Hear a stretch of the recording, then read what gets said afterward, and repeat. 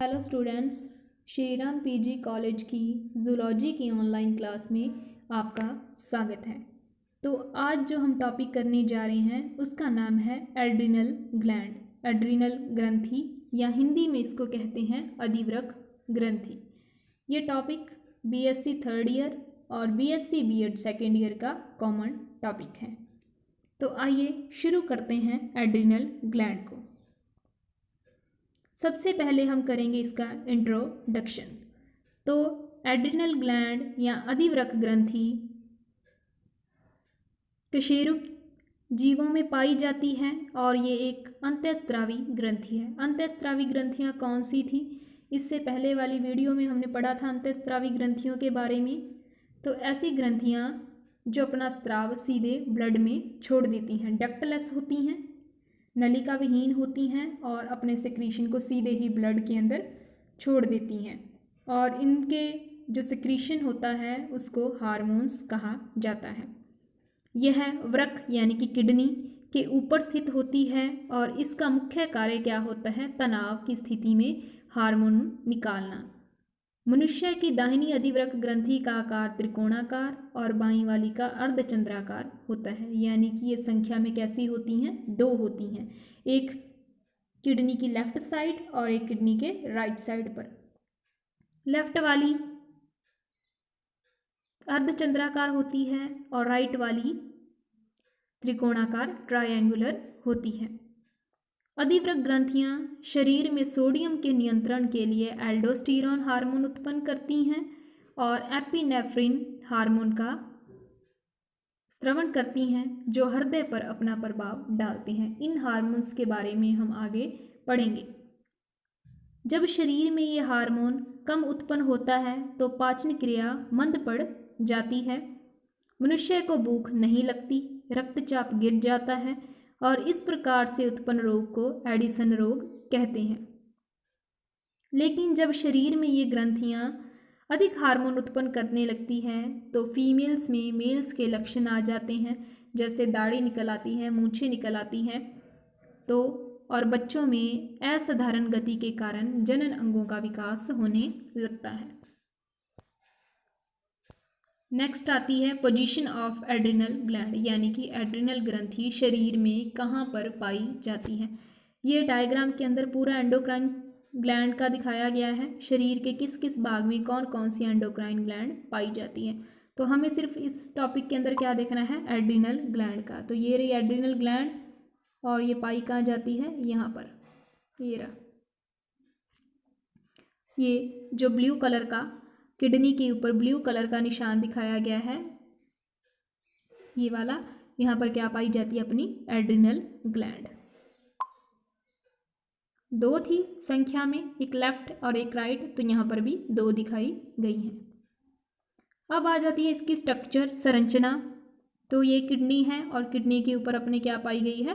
Adrenal ग्रंथि, adrenal gland. तो adrenal ग्रंथि का उद्गम 2 भ्रूणीय रचनाओं से होता है। भ्रूण की मेसोडर्म से एड्रिनल ग्रंथि का बाहरी भाग, जिसे वल्कुट या कॉर्टेक्स कहते हैं, वो बनता है और भ्रूण की न्यूरल एक्टोडर्म से एड्रिनल का मज्जक भाग यानी कि एड्रिनल मेड्यूला परिवर्धित होता है। इस प्रकार स्तनधारियों की प्रत्येक एड्रिनल ग्रंथि में 2 भाग होते हैं, बाहर वाला कॉर्टेक्स और अंदर वाला मेड्यूला। यानी कि ये जो एड्रिनल ग्लैंड है इसके अंदर फिर से 2 भाग पाए जाते हैं। Parts of adrenal gland. तो एड्रिनल ग्लैंड के कौन कौन से भाग हैं? एड्रिनल कॉर्टेक्स और एड्रिनल मेड्यूला।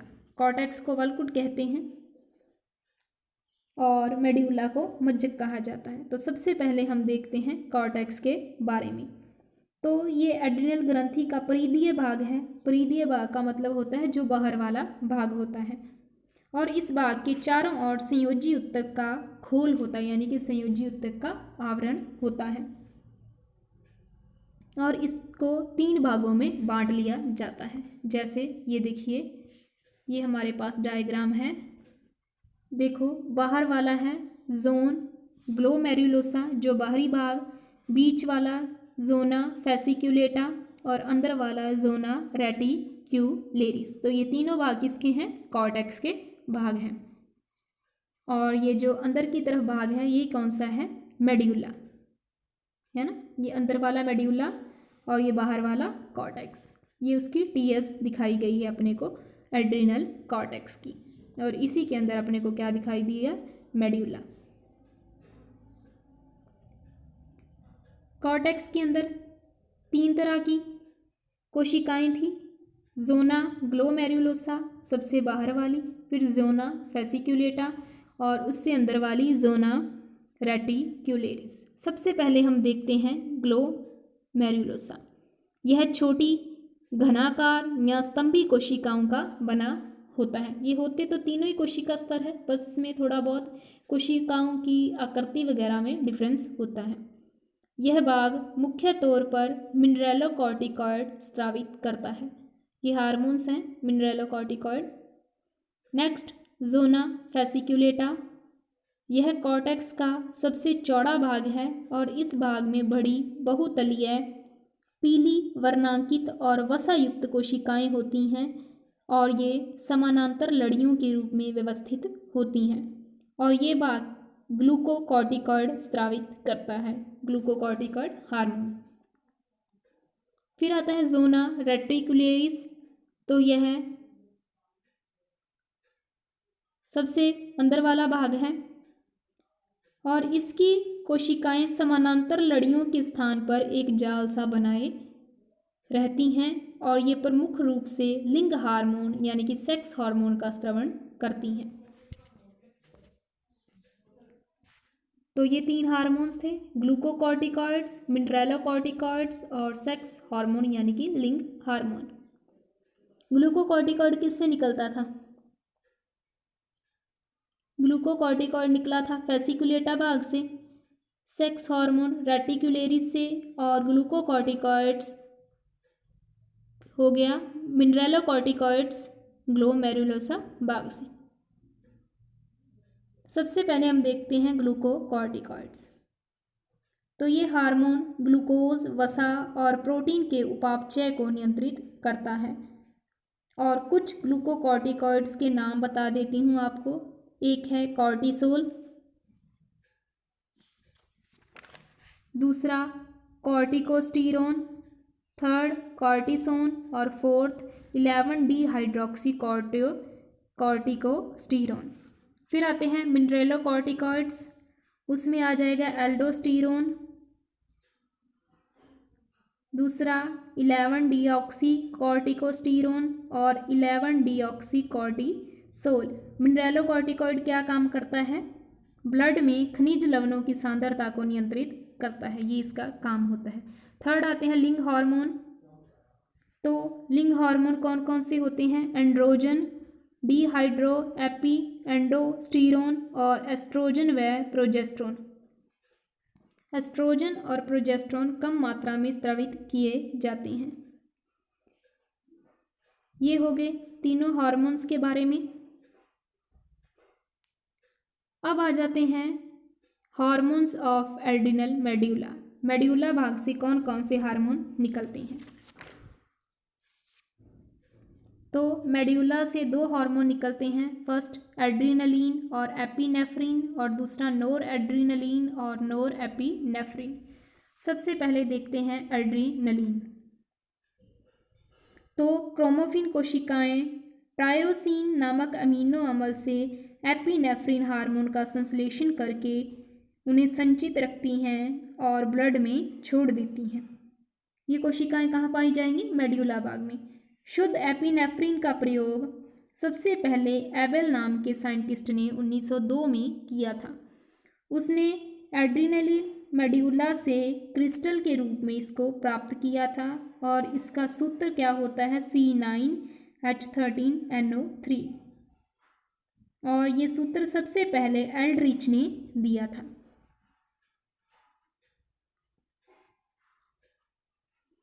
ये हो गया एड्रीनलिन के बारे में। दूसरा आता है अब नॉर एड्रीनलिन या नॉर एपिनेफ्रिन। तो नॉर एपिनेफ्रिन दूसरा हार्मोन है जो एड्रिनल मेड्यूला से ही स्रावित होता है।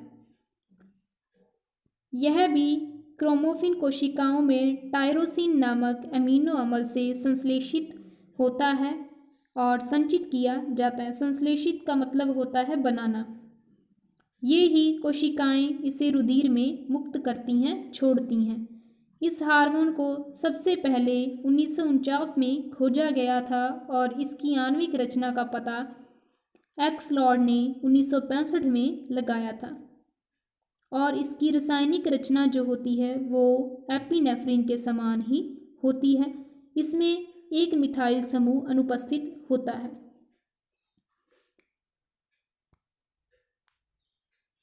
अब आ जाते हैं हार्मोन्स के बाद इनके सक्रीशन पर। सिक्रीशन का मतलब होता है स्त्रवण करना। तो इनके कम स्त्रवण या अधिक स्त्रवण से क्या इफेक्ट पड़ता है बॉडी पर, उसके बारे में हमें पढ़ना है। सबसे पहले आता है हाइपोसिक्रीशन यानी कि अल्प स्त्रवण, और दूसरा होता है हाइपर सेक्रीशन यानी कि अधिक स्त्रवण होना। सबसे पहले देखते हैं हाइपोसेक्रीशन। तो एड्रिनल ग्रंथि के हार्मोन अगर कम मात्रा में स्रावित होते हैं, जो एक रोग होता है उसे उत्पन्न करते हैं, और उस रोग का नाम होता है एडिसन डिजीज, एडिसन रोग। इंट्रोडक्शन में भी हमने पढ़ा था एडिसन के बारे में। इस रोग का वर्णन सबसे पहले थॉमस एडिसन ने 1853 में किया था, और उसी के नाम पर इस रोग का नाम भी एडिसन रोग रख दिया। इस रोग में सोडियम के साथ साथ जल की काफ़ी मात्रा यूरिन के साथ उत्सर्जित हो जाती है। परिणाम स्वरूप शरीर में निर्जलीकरण, डिहाइड्रेशन हो जाता है, यानी कि शरीर में क्या हो जाता है, पानी की कमी हो जाती है। इससे रुधिर दाब, ब्लड प्रेशर घट जाता है। इसके अलावा रुधिर में ग्लूकोज की कमी, हाइपोग्लाइसीमिया रहने से पेशियाँ, विशेषकर हृदय की पेशियाँ, लीवर और मस्तिष्क ब्रेन कमज़ोर हो जाते हैं। उपापचय दर, मेटाबॉलिज्म रेट कम होने से शरीर का तापमान घट जाता है। एडिसन रोग में त्वचा और श्लेष्मा झिल्ली पर मिलेनिन वर्णक के अधिक निक्षेपण के कारण अपसामान्य वर्णकता पाई जाती है। वर्णकता का क्या होता है कि पिगमेंट्स बन जाते हैं। कार्टिसोल स्त्रवण के कम होने से ACTH और MSH का स्त्रवण बढ़ जाता है। ACTH एंड्रीनोकॉर्टिकोट्रोपिक हार्मोन और MSH ये हमने पीछे पढ़ा था पीयूष ग्रंथि में, जो वर्णकता में वृद्धि का कारण है। इस हार्मोन की कमी से भूख का कम लगना, घबराहट आदि होने लगती है। ठंड, गर्मी, संक्रमण आदि के प्रति संवेदनशीलता बढ़ जाती है, यानी कि ठंड भी ज़्यादा लगती है, गर्मी भी ज़्यादा लगती है और संक्रमण होने का खतरा भी ज़्यादा रहता है। रोगी की कुछ समय बाद मृत्यु हो जाती है, और ऐसा देखा गया है कि किसी व्यक्ति के एड्रिनल कॉर्टेक्स को हटा दिया जाए तो उसकी तुरंत मृत्यु हो जाती है। इसलिए एड्रिनल ग्रंथियों के हार्मोन को जीवन रक्षक हार्मोन भी कहा जाता है। क्यों? क्योंकि ये शरीर के लिए ज़रूरी है। नेक्स्ट आता है हाइपर सेक्रीशन यानी कि अधिक स्त्रवण होना। पहले तो था कम स्त्रवण, अब आ जाएगा अधिक स्त्रवण। अगर ये हार्मोन ज़्यादा मात्रा में स्रावित हों तो क्या होता है? तो एड्रिनल ग्रंथियों द्वारा स्रावित कार्टिसोल के अतिस्त्रवण से कुशिंग रोग हो जाता है, कुशिंग डिजीज। कुशिंग रोग में क्या होता है? शरीर के विभिन्न भाग यानी कि पैरों के अलावा सभी भागों में वसा का अपसामान्य निक्षेपण हो जाता है, यानी कि वसा जमने लग जाती है। शरीर जगह जगह से फूल जाता है। इस रोग की अधिक मात्रा से रुधिर शर्करा की मात्रा बढ़ जाती है, यानी कि ब्लड के अंदर शुगर की मात्रा बढ़ जाती है, जिसको अति ग्लूकोज रक्तता या हाइपरग्लाइसीमिया या ग्लूकोनियोजेनेसिस प्रक्रिया में वृद्धि का परिणाम होता है। इस स्थिति को एड्रिनल डायबिटीज़ कहते हैं। जैसे डायबिटीज़ में क्या होता है, ब्लड के अंदर शुगर की अमाउंट बढ़ जाती है, वैसे ही इसमें भी क्या होता है कि ब्लड के अंदर शुगर की अमाउंट बढ़ गई।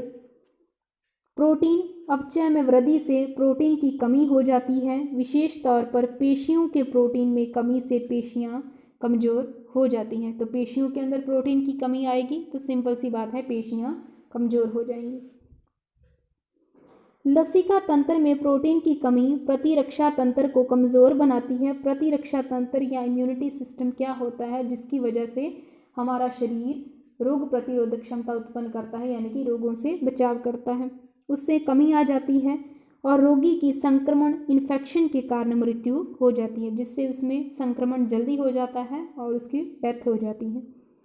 अस्थियों में प्रोटीन के निक्षेपण में कमी होने से अस्थि सुशिरता ओस्टियोपोरोसिस हो जाता है, जिससे अस्थियां क्या हो जाती है, कमज़ोर हो जाती हैं। मिनरेलोकॉर्टिकॉइड हार्मोन के अतिस्रवण से कोशिका बाह्य तरल में सोडियम व जल की मात्रा बढ़ जाती है और पोटेशियम की मात्रा कम हो जाती है। इससे पेशियां, वृक्क व तंत्रिका तंतुओं में अनियमितताएं आ जाती हैं। एड्रिनल लिंग हार्मोन के अतिस्रवण से लड़कियों में लड़कों जैसे लक्षणों का विकास हो जाता है। लिंग हार्मोन भी हमने पढ़ा था, एक कॉर्टेक्स से निकलता है, तो उससे क्या होगा कि अगर वो ज़्यादा सिक्रीट होगा तो फीमेल्स के अंदर मेल्स के लक्षण आ जाते हैं। चेहरा और आवाज़ नर जैसी यानी कि भारी हो जाती है। मेंस्ट्रुएशन रजोधर्म बंद हो जाता है। यूट्रस और अंडाशय ओवरी अपभ्रष्ट होने लगते हैं, यानी कि उनका जो विकास होता है वो नष्ट होने लगता है। और बच्चों में एड्रिनलिन लिंग हार्मोन के अतिस्रवण के फलस्वरूप लैंगिक परिपक्वता जल्दी आ जाती है, उनके लैंगिक अंग जल्दी विकसित हो जाते हैं। तो ये क्या थे, हाइपोसेक्रीशन और हाइपर सेक्रीशन के इफेक्ट बॉडी पर पड़ते हैं, यानी कि ये हार्मोन अगर कम स्रावित होता है तो भी डेंजरस है और अगर ज़्यादा स्रावित होता है तो भी इसका बॉडी पर इफेक्ट पड़ता है और ये हमारे सिस्टम को प्रभावित करते हैं। तो इसी के साथ हमारी एड्रिनल ग्लैंड या अधिवृक्क ग्रंथि कंप्लीट होती है। अधिवृक्क ग्रंथि क्या थी, 2 पार्ट्स की बनी होती थी और इसमें से हार्मोन्स निकलते हैं 2 पार्ट्स, यानी कि लेफ्ट और राइट, और उसके एक भाग के अंदर फिर कॉर्टेक्स और मेड्यूला पाए जाते थे। कॉर्टेक्स से हार्मोन्स निकलते हैं और मेड्यूला से अलग हार्मोन निकलते हैं। कॉर्टेक्स से ग्लूकोकॉर्टिकॉइड, मिनरेलोकॉर्टिकॉइड और लिंग हार्मोन्स निकलते हैं और जो मेड्यूला है उससे एड्रीनलिन का नॉरएपिनेफ्रिन और एपिनेफ्रिन निकलता है। तो उन दोनों की कमी या वृद्धि से जो इफ़ेक्ट पड़ते हैं उसके बारे में हमने पढ़ लिया। तो इसी के साथ ये टॉपिक यहीं पर पूरा होता है। अगली क्लास में करेंगे अगला टॉपिक। तो आज के लिए बस इतना ही। Thank you.